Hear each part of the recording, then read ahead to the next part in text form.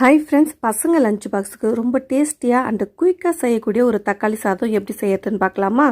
அதுக்கு முதல்ல குக்கரில் 2 ஸ்பூன் ஆயில் சேர்த்துக்கலாம். அது கூடவே 1 ஸ்பூன் நெய் சேர்த்துக்கலாம். இது ரெண்டும் நல்லா சூடானதும் தாளிப்புக்கு 1/2 ஸ்பூன் சோம்பு, 1 பட்டை, 2 கிராம்பு, 2 ஏலக்காய், அதோட ஒரு பிரிஞ்சி இலை 2 உடச்சி சேர்த்துக்கலாம். ஸ்பைசஸ் பொரிஞ்சதும் 2 பெரிய வெங்காயத்தை இந்த மாதிரி பொடியாக நறுக்கி சேர்த்துக்கலாம். கூடவே நம்ம கருவேப்பிலையும் சேர்த்துக்கலாம். இது கூட நல்லா ஒரு கொத்து புதினாவை சேர்த்துக்கலாம். புதினா சேர்க்கும் போது வாசம் ரொம்பவே சூப்பராக இருக்கும். 1/2 ஸ்பூன் அளவுக்கு இஞ்சி பூண்டு விழுது சேர்த்துக்கலாம்.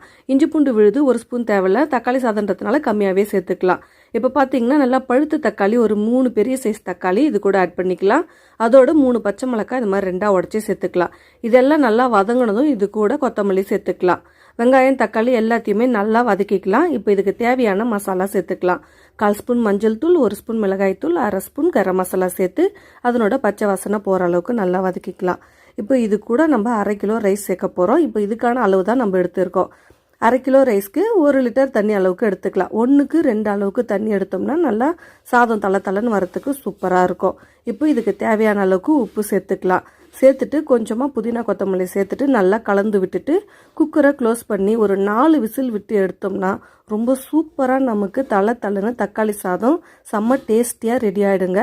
குயிக்காக ஒரு 15 நிமிஷத்தில் ரொம்ப ஈஸியாக செஞ்சிடலாம். டேஸ்ட்டுமே ரொம்ப நல்லாயிருக்கும். இந்த வீடியோ உங்களுக்கு பிடிச்சிருந்தா நம்ம சேனலை லைக் பண்ணி சப்ஸ்கிரைப் பண்ணுங்கள்.